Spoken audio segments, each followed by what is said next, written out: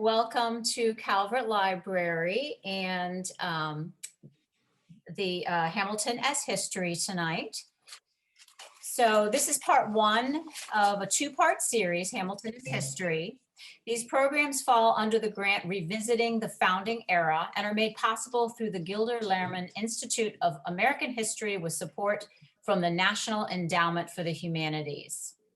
We are honored tonight to have Dr. Chretien, now I'm going to mess up your name, I'm sorry, Chretien Guidry tonight. He is the History Coordinator and Distance Learning Liaison at the College of Southern Maryland. Not only is he a fan of the musical Hamilton, he is an expert on exploring the continuing relevance of the founding era by reading and discussing the writings of Americans who experienced it firsthand. Throughout the presentation, feel free to add your questions to the chat at the bottom of your screen. And we'll try to get to as many of those as we can at the end. And just a quick note, this is getting recorded because some people who might miss tonight, might want to watch this before the second performance. So if you don't want to be, recorded, keep your camera off and your sound off, and then that way no one will see you. And that's about it. Now to Dr. Guidry. Hey, well, welcome everybody. This is quite an honor to have everyone here, and in a very exciting time. One thing I want to talk a little bit about just briefly is the point that Gilder Lehrman really were trying to make with the document series and what they want, and that is just how really fragile and how just a pivotal event here and there can make a country, or in some cases, unmake one. And so the whole purpose of the project is to remind everyone just how amazing it is that our country is where it's at, and how it was formed, and the events and the people and the passions that took place to make it happen. Because without pivotal events, without key players in it, none of this would have been possible. So the project is really centered to do that, to bring people back so they can remember, to see the history, and to know just how precious our country is. I do just want to take a brief moment just to say thank you again to Robin, Jennifer, and Joan for putting this together and really bringing this to the attention to everyone so that we can do it. Our story tonight really centers again on Hamilton. We'll see a musical piece by him. We're going to look at a document that was there, but our story truly begins really after the country had formed, and it was truly a miracle in many ways that it had. All the way from 1776 with the Declaration of Independence, the United States had pulled off an unbelievable feat. We had defeated the most powerful country in the known world and had been able to emerge victorious and to establish a self-sustaining government. This was nothing short of miraculous in many ways. And it was a testament to our strength, our will, and what we believed. But certainly there were dangers that were inherent with it. And one of those was, while we had defeated one of the most powerful countries in the world, could we govern ourselves? The founders were, and certainly did believe that that was possible. But whether or not we could do it was certainly questionable. And in order to make that work, we formed a government known as the Articles of Confederation to do that. And under the Articles, we initially were able to sustain ourselves, but it became very apparent that there were some major issues with that. So the founders struggled with that. They wrestled with what we could do to keep us afloat. And as the years went on, it became quite apparent that unless something was done with the Articles, we were not going to survive. And even worse, besides the internal threat, the fear of the country collapsing, was always the fear of the external threat. Countries were watching us. Yes, we had pulled off a great feat, but could we sustain it? Or would we be weak? France, England, Spain, major powers were watching us to see what would happen. And so the founders wrestled with this. They struggled to find ways to do it. Ultimately, the decision would be reached to scrap the Articles of Confederation, hence forming the Constitution of the United States. Pivotal players that were in this document, certainly making it happen, was, of course, Madison, who was seen as the father of the Constitution, Thomas Jefferson, who was instrumental in bringing Madison to the forum to be able to do that, and also none other than Alexander Hamilton himself, who certainly took a broad look at what was going on with the Constitution and what was going to happen with it. And as soon as the Constitution was formed, the country immediately was tested. Both internally and externally, we struggled to sustain and bring ourselves to the form of what was right. And one of the biggest arguments that had to be made, one of the biggest struggles that was really wrestled with, was how much power should a federal government have? We can look today and we can see the same arguments, same debates taking place. Does the federal government have too much power? Does it have not enough? These were questions that were raised, and even in with the Constitution itself, the founders were very much divided in this concept and this thought. I mean, how much could the federal government take? And if it became too much, it might become oppressive. We might have a monarchy again. And what had we struggled for? Yet the Articles of Confederation had shown us that too little power, and we ran the risk of chaos, the country collapsing. Madison and Thomas Jefferson were very much proponents of having as little government as possible. Yes, they understood that the Articles of Confederation had failed because we did not give the federal government enough power, but still, they were hesitant because, as we all know, once you have power, you seldom give it up. And this is so true of so many governments. But there were others that argued that we could handle that power. In fact, not just a matter of that we could do it, but it was necessary. We had to have that power. Two such individuals, one was Aaron Burr. Aaron Burr was ambitious. He certainly looked at federal power as a way of not only just advancing the country, but himself. His characteristics were very slow moving. He liked to take his time to methodically build things up. But his inner nature was not really for the country, but for himself. If the country could benefit from his approach, then he was all more for it. But individual gain was where he was motivated. And so federal power was where it was at for him. But Alexander Hamilton shared that view in terms of federal power. But in Hamilton's view, it was the country that came first.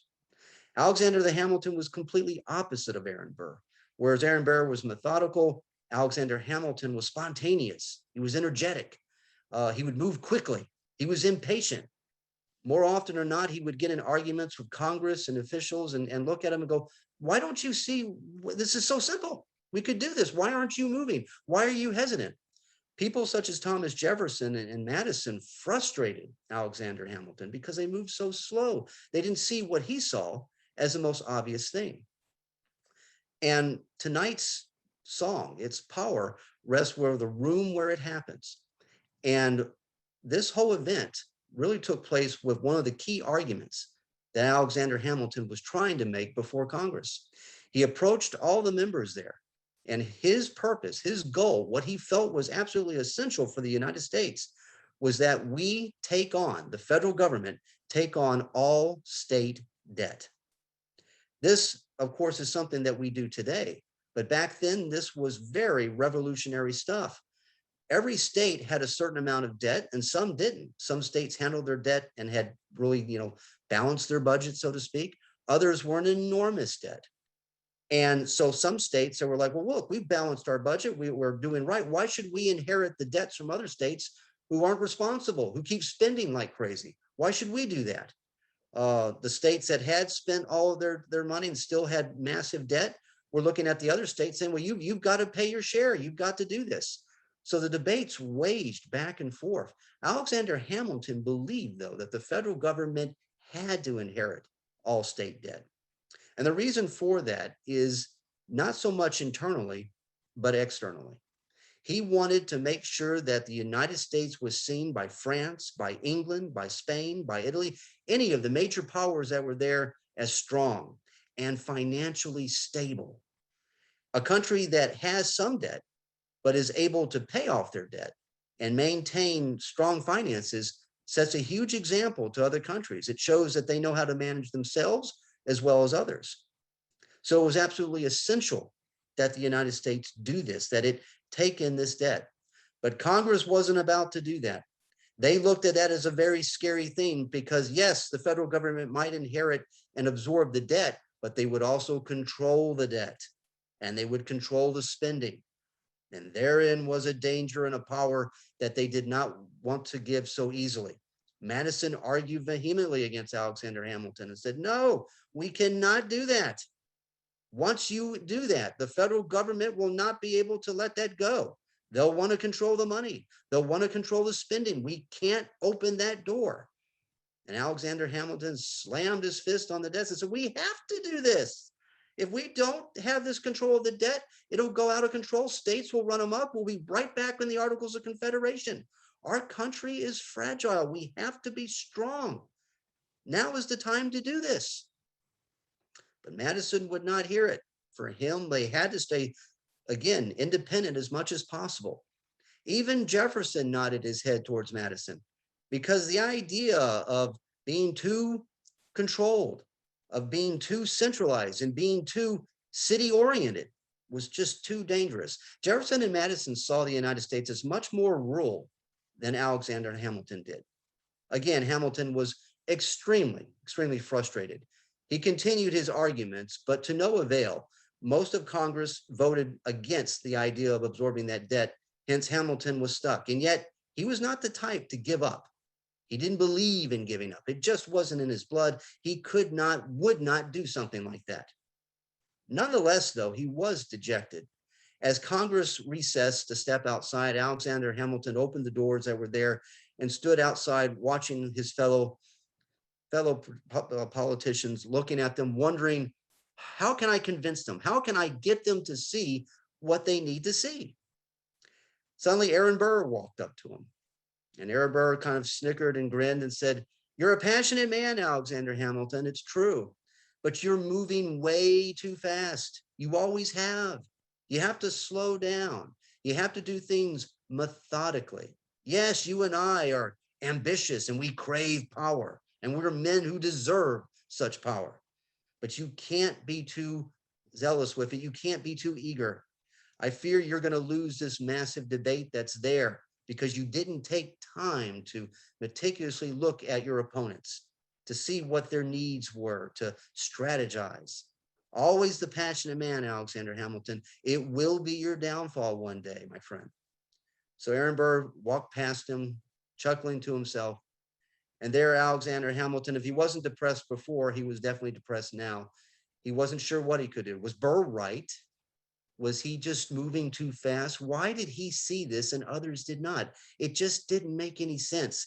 The United States was fragile. If it didn't get this passed, what were they going to do? But he didn't see any answer to it. And Alexander Hamilton had made many enemies. He was not the type to play diplomacy and to gather people in his circle and to take time to win them over. He was a fast-moving person and he needed this to be done now. But it didn't seem likely that was going to happen. And then he felt a hand on his shoulder and he turned around and there was Thomas Jefferson. Now, Thomas Jefferson at this time was the Secretary of State, Hamilton being the Secretary of Treasury. Jefferson looked at Hamilton and said, you know, you definitely have a passion. Do you really honestly believe that the federal government should and needs to absorb these debts? And Hamilton looked at Jefferson and said, I know you disagree with it, but they have to have this. The country will not survive if we do not do this. We'll lose everything that we have fought for and that we have struggled with. Well, Jefferson looked at him and said, you know, I feel today that perhaps maybe we should take another look at this. I tell you what, let's try to put aside our differences a little bit. And I want you to come and have dinner with me, say in a few weeks. Come to my house. We'll have dinner, we'll talk, we'll discuss things and see what we come up with. Because like you, I believe that the country is in trouble. I do too think that the country needs to move forward and that we need to do something about this. And Jefferson even told him that he was looking at his proposal to do just that. So Hamilton had to anticipate what that dinner was going to be. Him and Jefferson. What Hamilton didn't know is that Jefferson wasn't planning on just having dinner with him and Hamilton, but he had also invited Madison to the dinner as well. Two people that couldn't be more opposite sitting together at the same table in Jefferson's house in a room where it happened. Now, if we could, what I'd like to do is take a look at the actual document itself, the document of which they were looking at that makes the arguments for Hamilton on why it's so important that the United States absorb that federal debt from all the states. So if we could, let's take a look at that document and see where it goes and take a look. Thank you so much. All right, here it is. It's a very simple document in many ways, and its arguments are pretty much straightforward. I found it absolutely fascinating, and I'm again thankful that Gilder Lehrman were able to put this together. Looking at it and at the basis, Hamilton was not one to mince words. In fact, many people thought that his words, his arguments were somewhat hostile. They sometimes found it insulting, but it was how he spoke. He was direct. He was a direct person, and in his writing, he was direct. He starts right out talking about the reference of public credit and that it is recommended by the strongest inducements of political expediency. It is enforced by considerations of still greater authority. For Hamilton, credit was everything. If you had strong credit, you were a strong country. If you did not, then you weren't. And he even attached moral obligation that you see in the first paragraph there to strong credit. I find his last sentence in the first paragraph to be one of the most powerful ones for the whole thing. Being a historian, I always look at the thesis of a document, and he certainly delivers. And in proportion as the mind is disposed to contemplate, in the order of providence, an intimate connection between public virtue and public happiness will be its repugnancy to a violation of those principles. In other words, if we don't do this, if we don't have strong credit, we will not be happy. We will not be a virtuous society. And remember the key things that were laid out in the Declaration of Independence: life, liberty, and the pursuit of happiness. So strong credit will lead to a happy country, a happy and virtuous country. Without it, we will not. This is his argument that he makes. His second paragraph talks about the nature of the debt. And part of what he ties it to, and it's very smart. Notice the words he uses in this document. They're all tied into the Declaration of Independence and the Constitution. Public happiness in the first paragraph. In the second paragraph, he talks about the price of liberty, the faith of America. These are powerful words that resonate with everyone that helped to put the country together. He talks about that it is an obligation that we have inherited, and that there is a reason to do this. If we have strong credit, if we absorb that credit, we can prevent many woes from taking place, such as war. And the debts that the United States had inherited, that they had, were strangling it. He talked about the 7 Years' War that we were in. He talked about reflecting on the power of trying to get the Union there. And so national credit was key. And the one thing the United States did not need to have, and he mentions it in his last sentence of that second paragraph, is we did not need to have what he calls the embarrassments of a defective constitution. And our Constitution, so newly minted, needed to have a strong beginning. It needed to be seen as powerful and one that worked. There was no room for weakness. We had exhausted that with the Articles of Confederation. And so Hamilton makes that argument. He ties it in that second paragraph as he's keying into the document. He then bleeds into the majority of the argument that he's making in this third paragraph by using the evidence, by talking about market value, by rapid increase, by provisions for the existing debt. He even goes from January to November, they rose 33 and third percent. And from that period to this time, they have risen 50% more. He talks about the numbers in it. He lets people know that he has been monitoring. For all of Hamilton and what people would get frustrated with, he knew numbers. He knew money. He knew debt. He knew credit. And he did understand the nature of a nation's finances. Those that would talk with him, listen to him, quickly began to realize that that was indeed the case. And that's the argument that he makes in his document here, talking about that. His fourth paragraph is really just a sentence, is fascinating. He has all these paragraphs with powerful arguments that reinforce one another. And yet that fourth one, that sentence that says, it can't but merit particular attention that among ourselves, the most enlightened friends of good government are those whose expectations are the highest. And what he means by that is not only is this the federal government inheriting the debts of the state, but in doing so, what Hamilton is cleverly trying to do is he's trying to tie all of those wealthy individuals, those people that have land, they have power, they have banks, they have money. He's trying to tie all these wealthy investors into the United States federal government. If he can do that, if he can get those wealthy individuals, those people that have considerable power to put their finances, their well-being, their lives into the federal government, then the country will be strong. Every major power in history that has been able to do this has been successful. And so Hamilton knew that this was the case. Those individuals did not need to be beholden to the states. They needed to be beholden to the federal government. And the federal government, in turn, would be beholden to them. A powerful relationship would work with that. But this could only happen. Those individuals would quickly pull their money out, pull their livestock, everything they have out of the United States if they felt the United States could not honor its debt, if it was not strong enough to be able to do that. The states were dropping the ball, but the federal government could inherit that and show strength. By showing strength, those individuals that were there would then be able to realize, hey, this government is strong, it's powerful. I want a piece of that action. I want to be part of that. I want to be part of this country.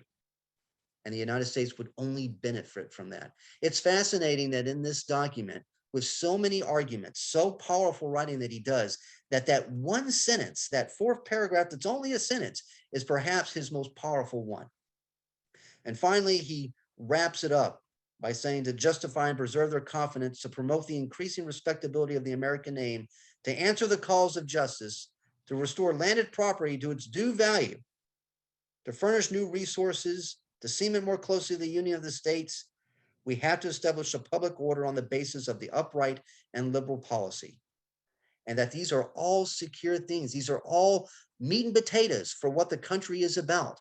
But the only way that works, the only way something like that truly happens, is if a country has strong credit. It must be able to have strong credit, and it must be able to pay and manage that credit. And it's not enough that we do it. We have to demonstrate it. We have to show it. We have to make sure everybody sees that. Because in many ways, it's an image game. People have to see that. If they see strength, if they see finances tied together, then the country will be strong. It will be able to sustain itself. And you'll get more investors to pull their money and their credit into it, making the United States even stronger. And by doing so, the states will see that strength, and they too will attach to it. This is the argument he makes in this report, which he calls, of course, a report for public credit. It's a very powerful one. It's a strong one, and does indeed show why a federal government has to be strong. But even throughout his argument, the one thing that he fails to do is he fails to address the concerns, the fears that Madison and Jefferson had. Yes, the United States needs to have a strong federal government. Yes, it should assume those debts. But where is the check and balances? What happens if the United States grows too powerful, grows too controlling, and decides with those wealthy individuals that are in there that it will pick and choose certain people to have power over others? Where are the safeguards there? Some were built, to be sure, but Hamilton doesn't address that. In his mind, he never stopped to even think of that. For him, it was an obvious thing that everybody put the country first. But Madison and Thomas Jefferson knew that not everybody thought that way.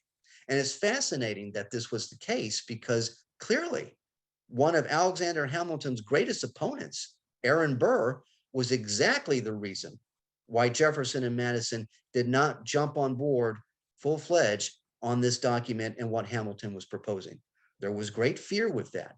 So as strong as his arguments might be, they were not ready to do so. So a wonderful document. Now I want to spend just about 5 or 6 more minutes telling you about what really happened in the room where it happens. And after we do that, then we're going to play the song for you so you can hear the lyrics of it and what took place with it from the singing of it, which of course will depict kind of more of a storytelling and events that were there. But what do we know about the room where it happened? Well, the funny part about this is we can only speculate. There is some evidence on what we know, but it was a private meeting The only people who truly know what happened was Jefferson, Madison, and Hamilton. We're able to pick some pieces of it though. But again, the details are sort of sketchy in many ways. But what we know is that Hamilton did show up to Jefferson's house. Jefferson invited him in. They sat in this private room to have their dinner. You can imagine Hamilton's surprise when Madison stepped in. Now, Madison, of course, was surprised to see Hamilton as well and was like, well, whoa, what is this gentleman doing here?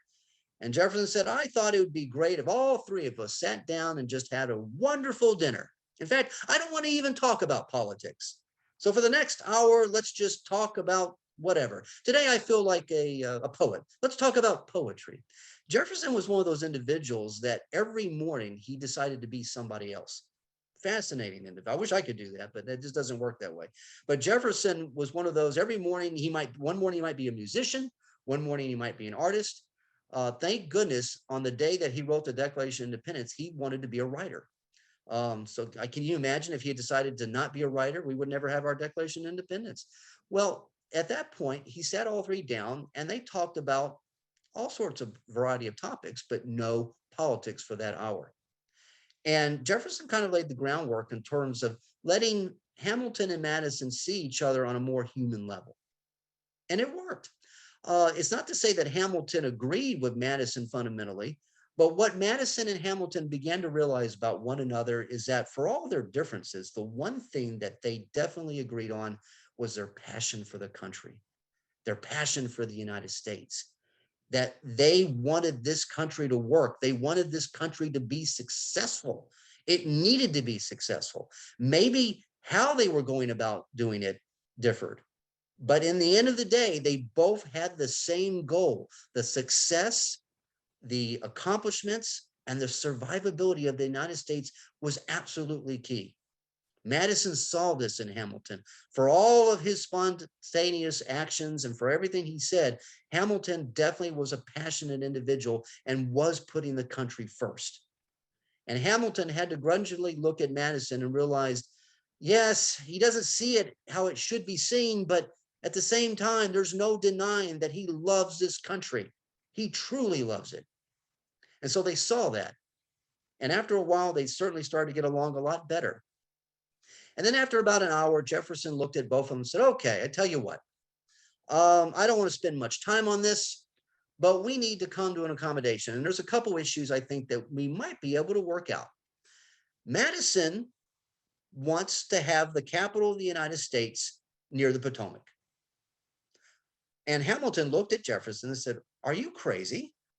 The capital should be like in Philadelphia or Boston, a vibrant, thriving city, like London in England or Paris in France. Why would you build a capital near the Potomac River over there? What's out? I mean, yes, it's a pretty river if you stop and look at it, but so what? It's so rural. It's not busy. It's not active. It's not like a passionate heartbeat. Why in the world would you want to do that? And Madison looked at Hamilton and said, because the United States is fundamentally rural. We're about the countryside. We're about farmers and family. The capital needs to reflect it. It needs to get away from all that. We're different than those other countries. The capital should reflect that. Surely you see that, Hamilton. Well, Hamilton stopped and said, well, I'm still more of a busy, active kind of thing, but you know something? I do understand where you're coming from. You want us to be unique, and I do respect that. And Jefferson said, well, I'm glad you do. Madison, Hamilton, you know, has a very powerful proposal on absorbing the state debt and making it all be inherited under the federal government so that we have federal debt, which of course would tie in all sorts of individuals, wealthy and stuff, to make us strong and powerful and to make sure that we have a good image internationally. Madison hesitated and looked and said, I have read Hamilton's document, and I do have to say, it is a passionate document. I do appreciate it. And I do agree with it. He said, but I'm too scared of the dangers of what will happen if the federal government ends up taking power. There are too many reckless things that can take place with that. It's a door I'm scared to open. And for the first time, Hamilton stopped. And he said, you know something? I am listening. I understand your fear. I do. And I do understand we escaped the king once, and you don't want that to happen again. And Madison said, yes, we did. I don't want that to happen again. I'm terrified of that happening again. I think we all are, including you, Hamilton. You don't want a king or a monarchy. And Hamilton said, no, I certainly don't. In fact, I even know some individuals that think they're kings and shouldn't even be here. But he said, I do understand that. But nonetheless, we can't let our fear take us over. If we're afraid of acting, if we're afraid of not doing anything, then we'll have nothing. This country has to survive. Yes, we should inherit the debt, but we'll do it carefully. We'll do it as carefully as we can, but we can't let our fear paralyze us. We have to do that. Madison took a big shrug and said, well, we were afraid to create an entirely new system of government, and we did. Perhaps you're right. Maybe we should do something like this. Maybe what you propose will work. Do you really think it'll make us financially strong? And Hamilton said, I guarantee it. I'm completely confident it will. We need to do this. And so they both looked at each other. While they were doing that, Jefferson was pouring them another glass of wine. And he looked at both of them and said, well, my friends, without Congress, without the president, without any of those committees that they seem to have and stuff like that, I think we might have reached an agreement here. Madison, if you are, and including myself, if we are allowed to have the Capitol near the Potomac, will you, Hamilton, agree to that? If we are allowed to have that, then Madison, will you also allow and push to have Hamilton's proposal to inherit state debt by the federal government to happen? They both looked at each other, and Hamilton said, okay, if you will pass, if you will use your support, because Madison, people follow where you go, and that includes you, Jefferson. If you both will support me and get the federal government to absorb this debt, then I will use all of my influence and such to make sure that you get the Capitol near the Potomac where you want. And Madison said, I will definitely agree to do that. And I will definitely agree and trust you, Hamilton, to do that. And I appreciate that. And having the Capitol there would work. I agree. And so Jefferson looked at all three and said, fantastic. Gentlemen, I think that concludes our meal. I think we should move on to dessert. And as with the meal, I don't want to talk about politics anymore. Today, I feel like, oh, I don't know, a songwriter. And so they both kind of looked at him, very funny, chuckled. And that, ladies and gentlemen, is the room where it happened. Because once they left that room, they used their influence, and Congress was able to pass legislation to make most of those things work. What's really funny about it, though, is that we often look at Congress even today, and we see the committees that they meet. We see the big forums where they are and where they're talking. But where the real action happens, where the real meetings take place, where the real decisions are done, are often not in the legitimate places that we see them in. More often they're not in a hallway. Sometimes they're outside in a park, or sometimes they're in the dinner room with three individuals just hashing things out to figure what's there. But there was no mistaking the passion that they had for the country. With that, what I'd like to do is go to the song so we can listen to it and hear the lyrics and how it depicts the room where it happens. And then I will talk a little bit briefly about the consequences and the impact this meeting truly had.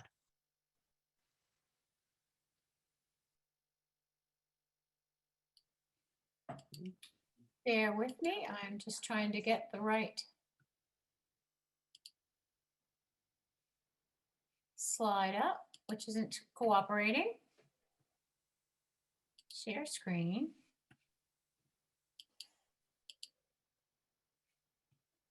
It is not showing me the screen. Robin, are you there? I am here. Why is it not showing me? I have it. Well, let's see. Maybe it needs to be in the background.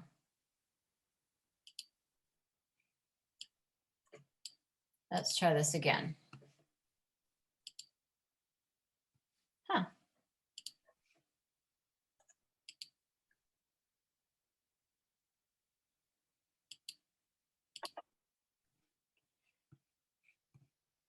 All right, for some reason, it's not letting me do it. Ah, here it is. Wonderful. Sorry about that.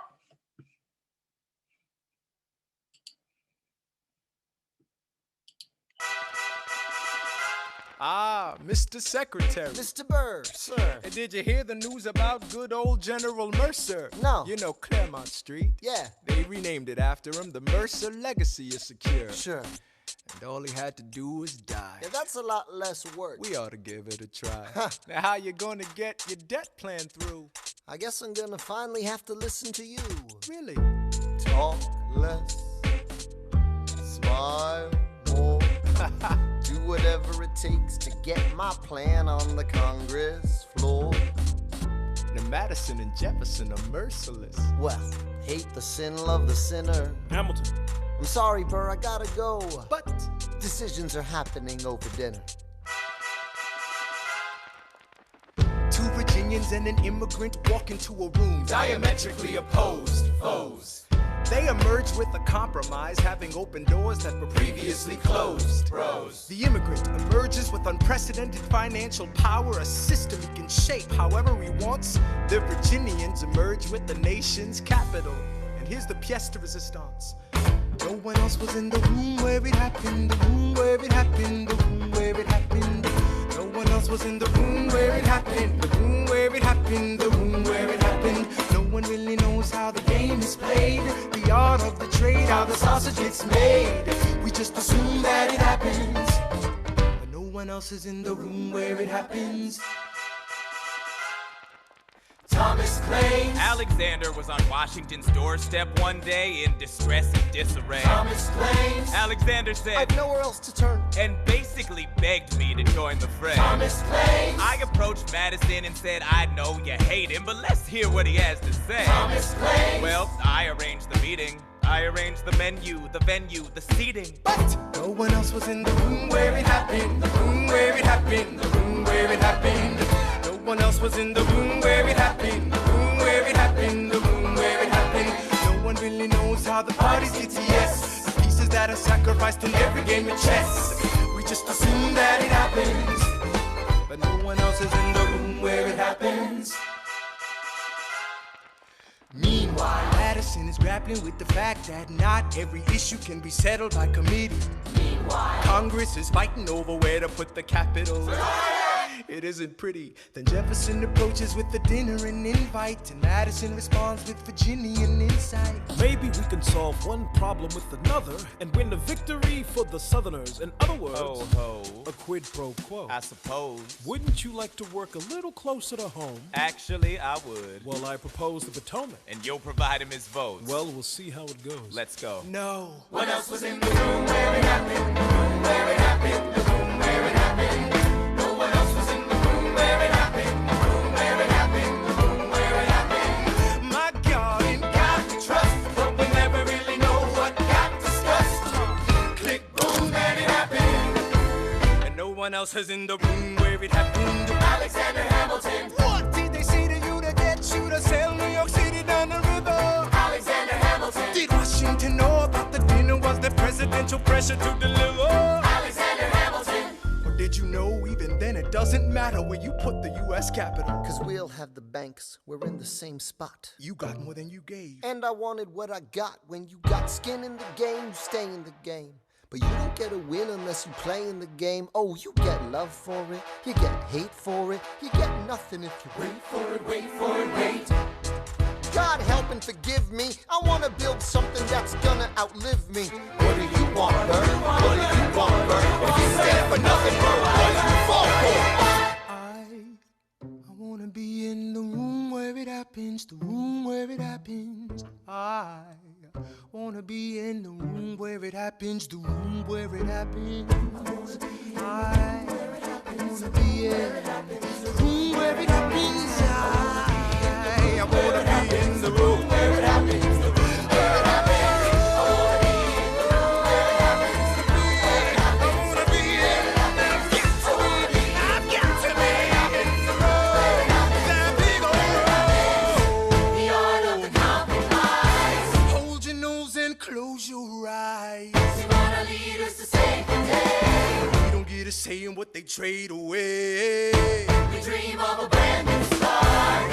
But we dream in the dark for the most part. Dark as a tomb where it happens. I've got to be in the room. I've got to know where it happens.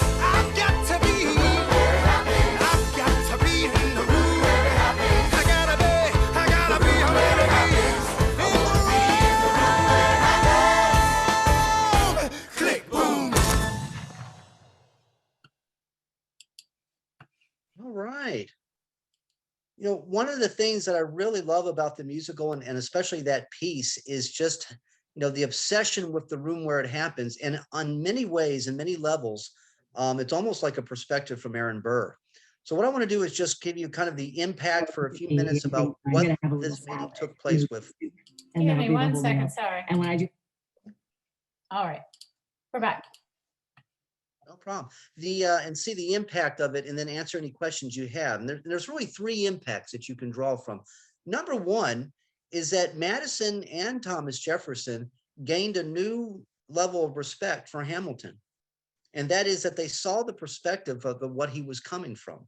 They saw that, you know, perhaps not everything has to be all nitty gritty, as the song suggests, committee by committee. Sometimes in the most informal settings, you can have some of the most meaningful discussions and meaningful impacts that are there. And certainly getting the capital mood was key to that. So both Madison and Jefferson walked away from that with a newfound respect for Hamilton. For Hamilton, it was quite an impact for him to see, because now for the first time, he had to wrestle with some things internally. At his heart, he was a Federalist.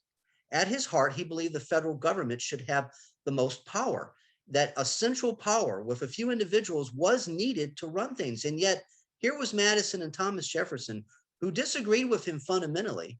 And yet at a very base level, they still were passionate patriots. They still wanted the country to be strong, and they still had legitimate arguments to be made. So Hamilton had to wrestle with that. It didn't make matters any better for him to sit there and look at Aaron Burr, who also agreed with Hamilton that the federal power should be the one in control. But from Burr's perspective, it was Burr who should control the federal government, and the federal government then should control everything else. Hamilton couldn't disagree more. So it really wrestled with Hamilton on what to do. And finally, the impact, and possibly the most crucial one, was the third, and that was with Aaron Burr. When the legislation was passed and the capital was moved to the Potomac, and the federal government did indeed absorb state debt, Aaron Burr had to scratch his head. How did Hamilton achieve this? Why did Jefferson call Madison and Hamilton into a private room of all things to settle stuff? This is not how it is done. This is not what gentlemen do. This is ridiculous. Burr had spent days, hours, months, weeks planning, plotting, figuring things out. And here comes Hamilton, this passionate all-know-it-all, and he's able to get done 10 times as much as Aaron Burr ever could. This frustrated Burr to no end. It frustrated him about Hamilton. It also frustrated him with Thomas Jefferson. But no matter, an election was coming up, an election in which Aaron Burr was confident that he would be the next president of the United States. And no upstart Hamilton would meet in a room where it happens to get things done. Aaron Burr would fulfill his ambition. He was confident of that. And he would put Hamilton in his place, and he would take care of Thomas Jefferson to ensure that no rooms where it happened would ever occur again. But as to what Aaron Burr would do, how he would make his move, how Hamilton would attempt to counter, and what would be the results of that presidential election, well, that is something that possibly we will be looking at next week, because that is an entirely new story to be had. And that concludes our story for tonight. So without that, if there are any questions about Hamilton or the song or anything like that, please let me know. But it is now in your hands. I'm here to answer anything you have. Thank you so much for coming.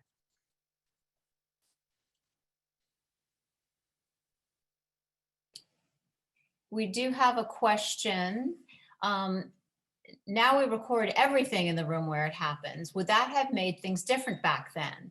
Would the ability to be private about disagreements and agreements help with the current problems we see as severe divisions between parties as politicians posture for their voters?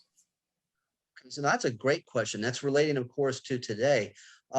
If that room where it happened in Jefferson's dinner room, if that had been recorded, that conversation would never have taken place. They wanted privacy. And it's something to be said. I mean, even now in a culture that we live in where everything is tape recorded or looked at or record or whatever you have, there's still levels of privacy that's done. Decisions are still made that way. and there are still ways to be private. So if that had been recorded, it would not have been a room where it happens. They would have found something else. It might have been the bathroom where it happens, or it might have been the park where it happens, or it would have been somewhere, or the carriage where it happens. But they definitely wanted that privacy, and privacy is crucial. I do understand the necessity of it. If everything is public, then decisions cannot necessarily be reached. Misunderstandings can be made. So that would not have taken place there. We might not have a capital where we are. We might not even have a country because of those decisions being there. So there is some danger of having everything public. How close was the musical to reality overall? I'd say overall, it did a fantastic job with it. It got into the personalities. And I think what I really like about it, I mean, some of the details in the song I thought were really hit home, talking about, the conversations that were there. And we can only imagine what Madison, Jefferson, Burr, Hamilton were really thinking or talking. But I think the song really hit home with it. What I really like about it and what really impacted me is that the obsession of the room where it happens, because it's not really the room. It's that power happened, control happened. Wherever it was at, it's what Burr wanted. It's where people wanted. But the room where it happens is really wherever it can be. But the song taps into that. It shows that you've got to be in the right place in the right time to make things work. At that particular time, it was Jefferson's dinner room. Another question we have in addition to the previous one, what should we learn for today from this story? Well, the biggest thing I believe to draw from it is, again, just how fragile our country is, both then and now. We have our differences, we have our disagreements, but we have to be firm and strong. As long as we can see that the other person across the aisle believes in the strength and the survivability and the success of the country, then you have a common goal. The thing to draw away from this musical, the thing to draw away from this tonight's look at Hamilton, is to try to find the common goal with the person you're debating, discussing, or talking with. If you can do that, then the rest can follow. It might be tough. You've got to listen, you've got to look at, but if you both believe in the United States, if you both believe in the country being successful, the rest can be worked out. And sometimes what it takes is to get away from your commonalities that you're at and to find some other neutral ground or place to be, sometimes at a dinner table. Okay, we have another question. Has Lin-Manuel Miranda's musical Hamilton influenced students' interest in American history? I think it really has. I've talked to a few students that have definitely heard it, and it's definitely had an impact with it. I think it could reach more. And to be honest with you, I think forums like this will only help it to do much more, but it speaks to history, I think, on a level that the new generation, the young generation that we have, really resonates to. It's not the dry and boring, here's the year and stuff. It has the music, it has the personalities, and it relates to the students because they get to see that these weren't just some figures in a book. These were real people with real passions. And they had fears and aspirations, and they were angry and they were happy, but they also wanted to see this country do well. And I think it captures that in a very magical way. So we do have one comment that just says, I don't have a specific question, but they wanted to thank you for a terrific presentation. And then another question popped up that says, what would Hamilton, Jefferson, and Madison have thought about the January 6th attack on the Capitol and the encouragement from the insurrectionists received from elected members of our government? Oh, that's a loaded one. To go from it, well, first of all, I mean, looking at their personalities, and of course, I don't want to be arrogant enough to say, well, here's what they would do and here's what they would think. I mean, only they would know that.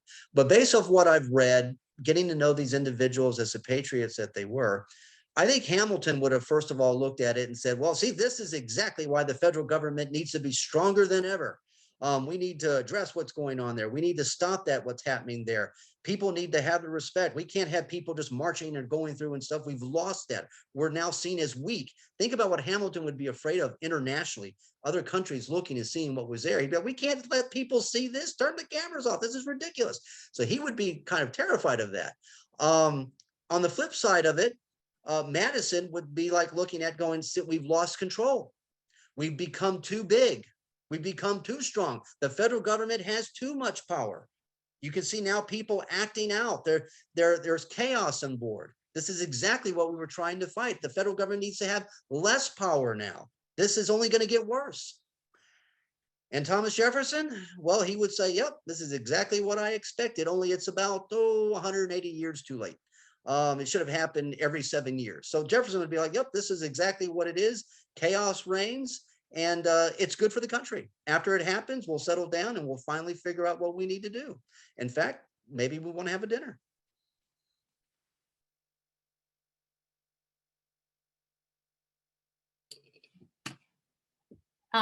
Somebody asks, so politicians have always been have politicians always been as colorful and extreme as they are now?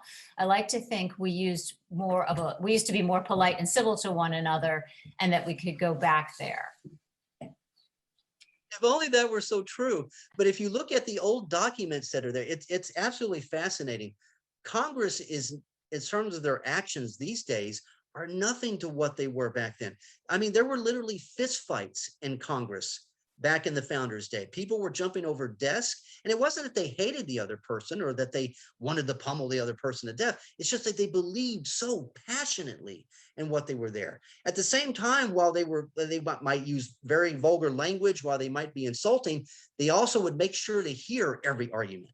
They would attend every committee that was there. And they wanted to make sure they had every voice heard, because that's how important it was to be heard and to be seen. So no, sadly enough, and I guess sadly isn't the word for it, they were a passionate people. In many ways, I do wish that our congressmen and women that were there kind of had more of that passion. Granted, I don't want to see people jumping over the desk and getting into fistfights, but at the same time, it is a little discouraging when you see someone delivering a wonderful speech and you see behind them all those empty chairs. And it's like, my goodness, where are the other people that are there? And the founders' time, everyone was there. They wanted to hear it. And they truly believed in what they were saying with it. And sometimes the language was insulting and it was rude. But at the end of the day, they would leave that besides, and they would end up talking to one another as gentlemen and as civilized people and stuff. That was just the passions of governing a nation. It's not an easy or a pleasant thing. They looked at politics, they looked at governance as doing jury service. It was distasteful. It was something they didn't want to do, but they believed it was necessary. And they gave everything they had into it. Then they closed the door and went about their lives.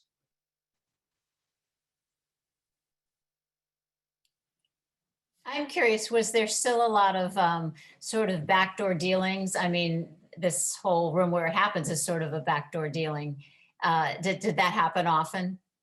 Yes, it did. And it is the hallmark of politics and how decisions are often reached and done. Typically, I mean, and you see it, for example, a great case in wartime. Look at George Washington. The first major victory he had against the English was not done in a technically civilized way. He did it on Christmas Eve. He did it during Christmas Day when he crossed the Delaware. I mean, that just simply was not done. That's not proper. So decisions themselves were done in private rooms and stuff. You still had the formality of going through it, but you need to cut through all that. People have an image. They want to be seen as something. But if you can get them on the side and talk to them, then you get them as human beings. It's just the nature of things. And it's no different than we do in our families. I mean, if someone comes up to the head of the family and goes, okay, I want this done, and you're never going to get anywhere. How does the son and daughter go to the mother or the father or whoever's there and get the car for the date they want to go to, or gets that gift? Do they address it at the dinner table where it's formal? No. They wait until they're in the car together by themselves, or they wait till someone's vulnerable, and they're taking a walk in the park or something. They say, hey, by the way, Dad, or by the way, Mom, I just thought I'd run this by you and see what you think. Well, there's nothing I can't do for you. And that it's human nature. And so politics is no different. We've got another question. Curious to understand what the connections between the capital location on the Potomac are with Burr and his relationship with Van Ness, whose father-in-law gave the land for the ultimate location, maybe for the next installation. Oh, maybe Right, and that's, that'll be something, yeah, that'll be something we can definitely talk certainly more about. I mean, I can give a window into it. Um, Burr and his family, in many ways followed that elite tradition. Burr believed he was destined to be the leader of the country. And in many ways, he would never say this, but he felt he was almost destined to be king of the United States. It was his destiny, it was his birthright. The capital only played that role more for it, and certainly with the lands that were promised and put to it. Burr's ambition knew no bounds. And that was something that came from the room where it happens, where Hamilton got to see more of Burr than he liked. He saw the real anger come out of Burr with that. And so the Capitol was kind of a window into that. But for Burr, everything had been planned so carefully for his ascension to what he would call the American throne. And the only thing standing in his way of doing that, fascinatingly enough, was Hamilton. I think we've gone through the questions. Joni just mentioned you can reserve a copy of the Revisiting the Founding Era readings from the Gilder Lehrman Institute of American History. We have that at the library, so go ahead and place a hold on that if you're interested. And also register for the next session, which is next Wednesday, the 19th, 7 to 8. And Dr. Guidry, I'd like to thank you and thank everyone for your questions and for attending. And I think that's about it. That was absolutely wonderful. Thanks to everybody. Yes, thank you, everybody. This was a great honor and a wonderful thing to be able to do. And just take a refreshing look at the country. It's an amazing place, an amazing country to be. And everything we do has an impact. Thank you so much. Thank you. Thank you. All right. Thank Hope to you. see everybody thank next thank week. you. Yes, we'll see you next week. That'll be great. Definitely, next week. Part. I'll have to find out. Thank you very much. Welcome. Thank you. Looking forward to next week, definitely. Yes, Can't wait. yes, yes. Good night. Good night. Well, thank you, Dr. Guidry. That was really wonderful. Oh, I appreciate it. And great job with handling the computer stuff and getting the, I mean, you did a great job. That is not an easy thing to do. And you did a wonderful job with Well, that. The document, the music, very appreciated. I'll have to work on getting the music a little more seamless. But, That was perfect. The quality was there. It flowed with what was going on. I mean, you couldn't have done a better job. It was very appreciated. When I teach, I usually have to try to manage all that by myself. So thank you so much. oh, sure. Well, I'm glad it worked. And I'll go ahead and close the session. And thanks again to you and everyone who attended. Fantastic. See you next week. Okay. Thank you. Thank you. Bye-bye. Bye-bye. Bye.